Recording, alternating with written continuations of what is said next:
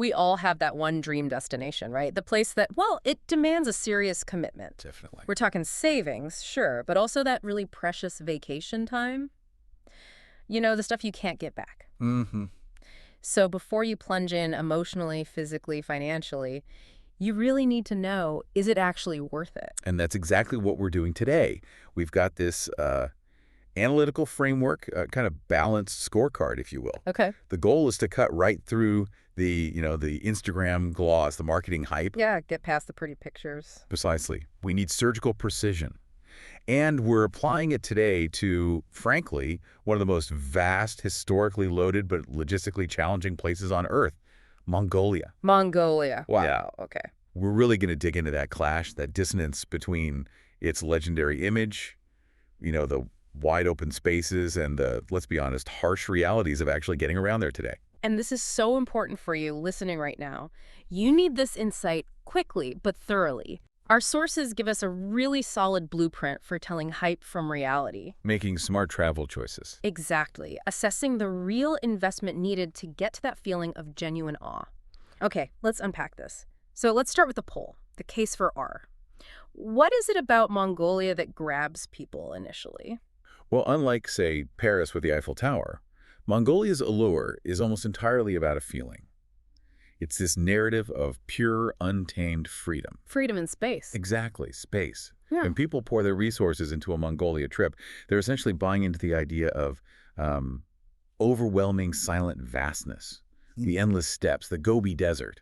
Yeah. It's the sensory experience. I can picture it. That iconic image, right? The longer, the traditional yurt. Yeah. Just sitting there under this enormous clear sky, no buildings, no power lines for miles. That's the one. That feeling of being completely dwarfed by nature, it creates this immediate, profound sense of awe, doesn't it? It's like the total opposite of crammed city life. Absolutely. Yeah. And that sense of space, it gets amplified by the history. It's not just a pretty empty landscape. Right. There's this powerful connection to a really transformative past. You can't talk Mongolia without mentioning the echoes of the Mongol Empire. Genghis Khan. Genghis Khan, exactly. Mm. The feeling of traveling the same land that birthed one of history's biggest, fastest empires. Mm. Well, it turns a road trip into something much deeper, a kind of historical pilgrimage. Okay, I get the historical significance, but how much of that is really there for the average tourist? Is it just something you think about while looking at, well, grass? Or are there actual sites? That's a fair question. Yeah. It's not like Rome or Egypt with obvious massive stone structures everywhere. Right. The meaning often comes from realizing this stark, tough landscape shaped a whole culture. Mm-hmm. Resilience, constant movement, incredible logistics. Yeah.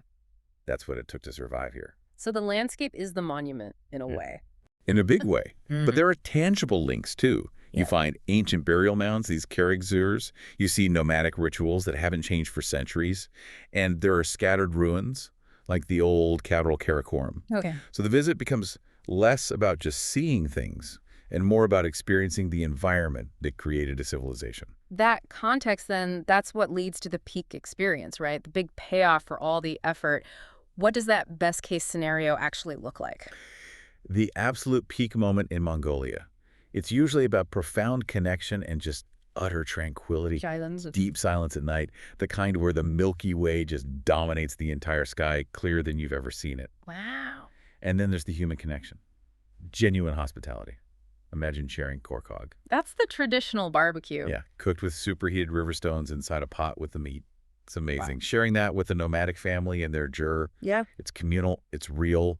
It just dissolves the distance between you and them. That sounds incredible. That specific moment, real cultural immersion plus total isolation, that's the prize. That's what travelers chase, often rightly believing it'll change their life. It sounds transformative, honestly. But like we said, that perfection doesn't come easy. The postcard moment rarely shows the journey, the cost, the inevitable logistical headaches. Exactly. And that's where we need to pivot, from the dream image to the practical reality. The brochures sell infinite easy space. But they leave stuff out. They deliberately omit the untold truths. Oh. What actually hits you when you land, especially on the main routes. Let's tackle that collision. Ancient land, modern pressures. What's the reality on the ground? Okay, the reality is that fast modernization is slamming into very minimal infrastructure. This step itself, still vast, still glorious, But the entry point, the main hub, Ulaanbaatar UB, it's often a real shock. How so? You land expecting endless vistas and ancient vibes, and bam! You got a city skyline, high-rises, commercial buildings. Not quite the go. Not even close. Heavy traffic, confusing layout, and sometimes this overwhelming smell of coal smoke from the jur districts surrounding the city. That's the real visual dissonance. So UIB is the necessary hub, but it's congested and, well, commercialized. Heavily. It's the choke point for everything, and it's geared up to catch tourist money. The immediate experience is far from that romantic isolation you pictured. And even when you finally get out of the capital, the iconic sites aren't always pristine. That raw, untouched image from the marketing, it often takes days of really hard travel to find it. Right. Even the more accessible spots, like Turalj National Park near UOB, they can get seriously crowded in peak season. And sometimes, honestly, there's environmental strain. Like what? Unregulated tourist camps, waste management issues that just haven't kept up. You might see plastic waste near landmarks, which is jarring and, frankly, an ethical issue. Okay, so that hard travel, that's where the real cost analysis has to start. Beyond just the flight and the first hotel. Absolutely necessary. Because the big hidden cost is access, its distance, and its reliability. Getting to UB might be relatively affordable now. Yeah, international flights aren't too bad. But actually getting into the remote areas, Yeah. the Altai Mountains, the deep Gobi, that's where the cost explodes. It's exponentially more than that first flight. Here's where it gets really interesting. Because it's not just money, it's the effort, the non-monetary stuff that often breaks people. But the financial cost is the first huge barrier to that peak experience. What are we talking specifically for transport? To reliably get remote, you need specialized gear. Usually a tough, older Russian or maybe Japanese 4x4, often chartered, custom job. And not just the vehicle. No, you need an experienced driver, usually a guide, too. Why? Because roads are often just tracks in the grass, or they're badly maintained, they flood, vehicles break down constantly. So you're paying for the vehicle and the expertise. Exactly. And that inflates the cost dramatically. That 4x4 rental with a driver, easily $150 to $250 US per day. Per day. And that often doesn't even include fuel, which you have to factor in for journeys covering hundreds, maybe thousands of kilometers between fuel stops. Wow, so it's the cost of guaranteed knowledge. Someone who knows the tracks, where to get repairs, how to communicate when there's zero cell service. That's exactly what you're paying for. And because everything has to be brought into the middle of nowhere, food, water, shelter, the costs for those necessities along remote routes are also inflated. You're totally dependent on your guide's setup or these small established tourist jerk camps. Okay, and what about tourist traps? Where do scams tend to pop up? Mostly in the busy parts of Ulaanbaatar. The markets, the tourist hubs. You've got to watch out for price gouging on simple stuff, bad exchange rates, or these like last-minute tour deals that promise everything but fall apart once you're out there. So preparedness is key, budgeting for the unexpected. Absolutely essential, like uniquely essential for this kind of extreme overland travel.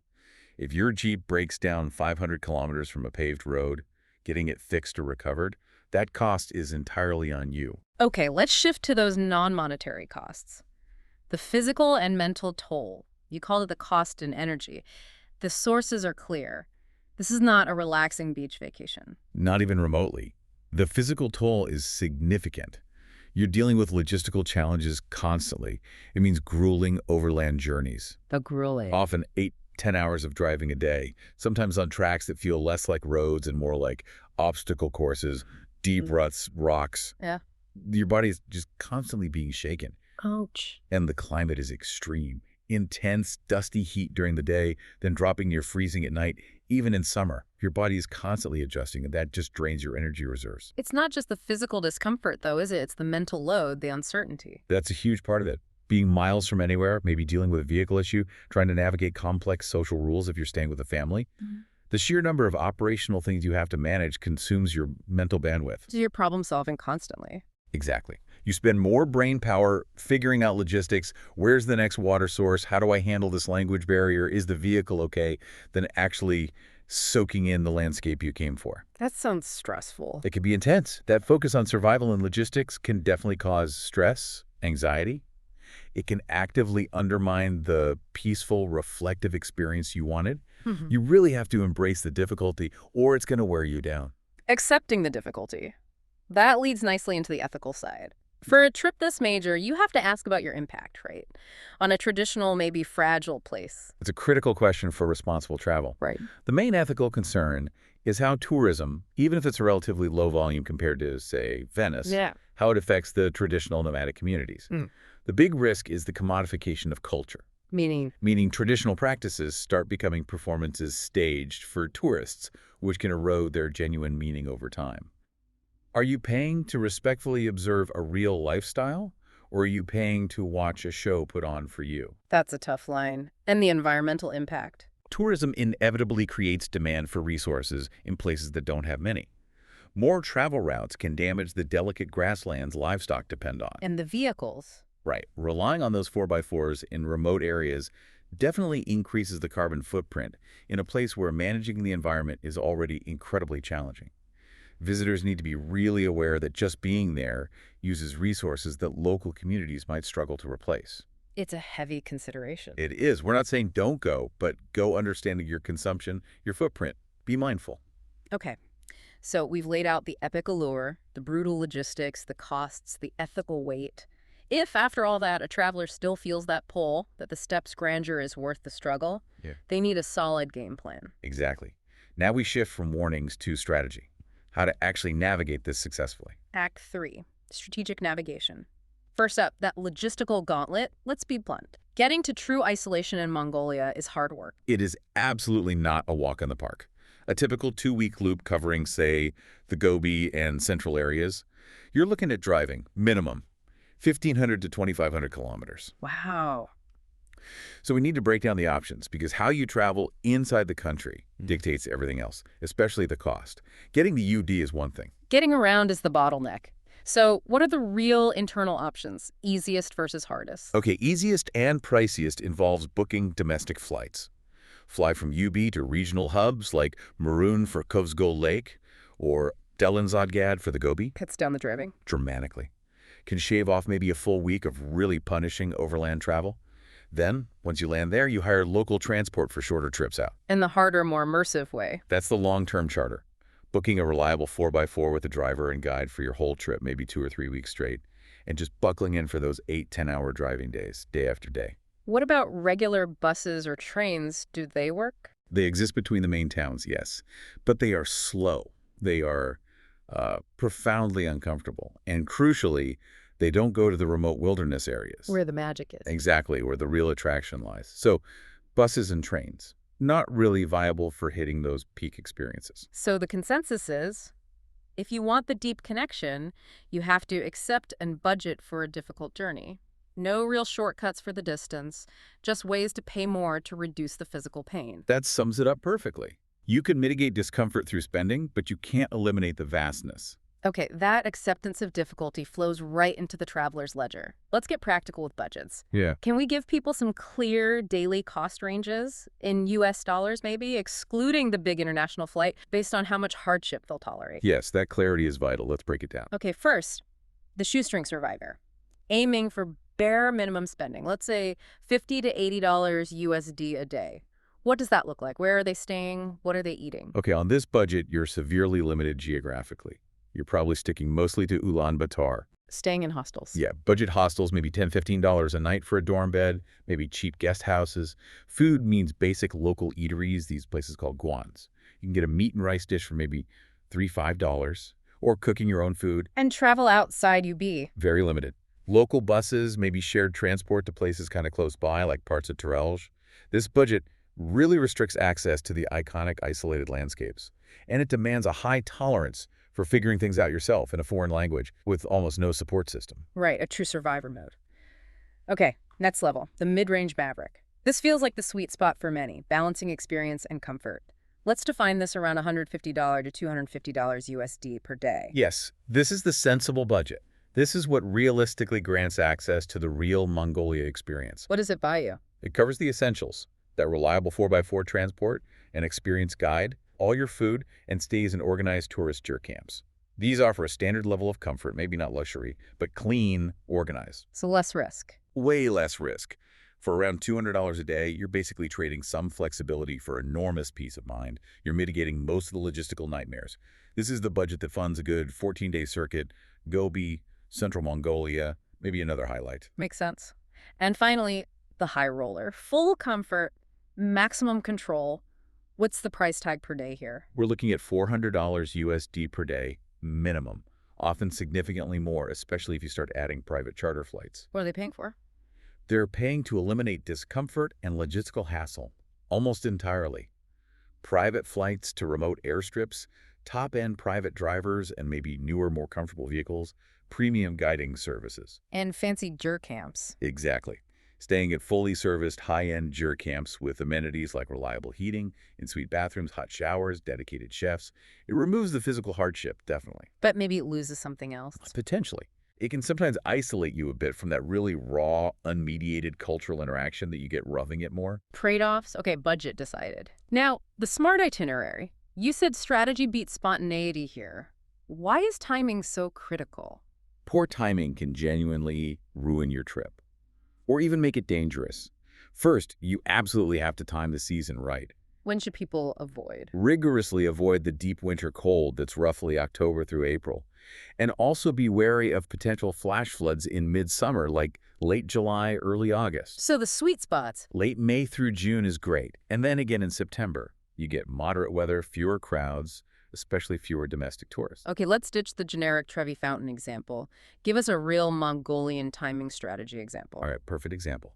The Neodam Festival in July. It's the biggest cultural event, wrestling, archery, horse racing. It's spectacular. But crowded. Insanely crowded, especially in Ubi. If Neodam is on your bucket list, spontaneity will kill your experience. You must book your spot, your tickets, your accommodation in Ubi months, maybe 6 months in advance. Otherwise, you'll be stuck way in the back, missing the best parts, especially the horse races. And the alternative? Go outside the festival dates. You'll get much lower prices and way less congestion. Depends what you prioritize. Good point. What about food strategy? Out in the Gobi, you can't just pop into a cafe. You have to embrace local food. You absolutely have to. Mentally prepare for a diet that's heavy on meat, mutton, goat mostly, and dairy. Often prepared with simple, traditional, high-calorie methods designed for survival. Like the korkog. Exactly. You have to seek out korkog. It's not just meat cooked with hot stones. It's a whole ritual. How does it work again? They heat smooth river stones in a blazing fire until they're incredibly hot. Then they put those stones directly into a sealed pot or container with the meat and maybe some basic vegetables. The steam and the stones cook everything together from the inside out. What's it taste like? Smoky. Really intense, deeply savory. It's incredibly authentic. You have to embrace this kind of food because, honestly, out in the remote jur camps, alternatives just won't exist. Okay, time for the rewards section, the hidden gems. Give us 2 or 3 specific, maybe less common places that offer that authentic experience away from the main tourist circuit crowds. Okay, the sources strongly suggest the biggest rewards are found off that main Ubi-Gobi-Karakoram track. So instead of just the central Gobi, consider heading north to Kuvsgol Lake. The dark blue pearl. That's the one. It's this huge, stunningly pristine freshwater lake up near the Siberian border. Totally different landscape, forests, mountains, offers amazing hiking. And crucially, you get a chance to meet the Satan people, the reindeer herders. Wow, reindeer herders. That's a very different cultural experience. Completely different from the steppe nomads. It's a whole other world within Mongolia. Okay, that sounds amazing, but probably requires extra time and travel. What's another contrast? Look way out west to the Altai Tavan Bog National Park. Now, this is logistically much tougher. You'll likely need an internal flight to the town of Olgi. But the payoff? Unparalleled. You get stunning glacial peaks, real opportunities for serious trekking, or even mountaineering. And this is where you can encounter the Kazakh eagle hunters. The eagle hunters, right. It's another profoundly distinct cultural experience. These western and northern regions offer that genuine, less commodified experience many travelers are searching for. But yeah, they demand a bigger commitment of time and budget. Got it. Last piece of strategy, the critical planning checklist. What absolutely must be booked ahead?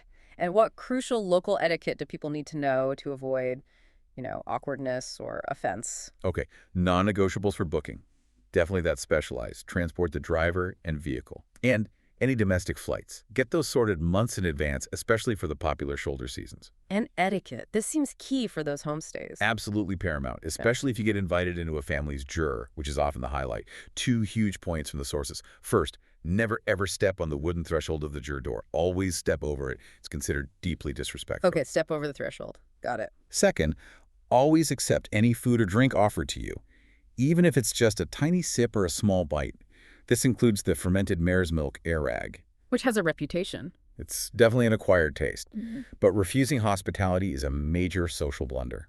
Accepting graciously, even just a token amount, makes a huge difference. These small things really smooth the way for genuine connection. Essential tips.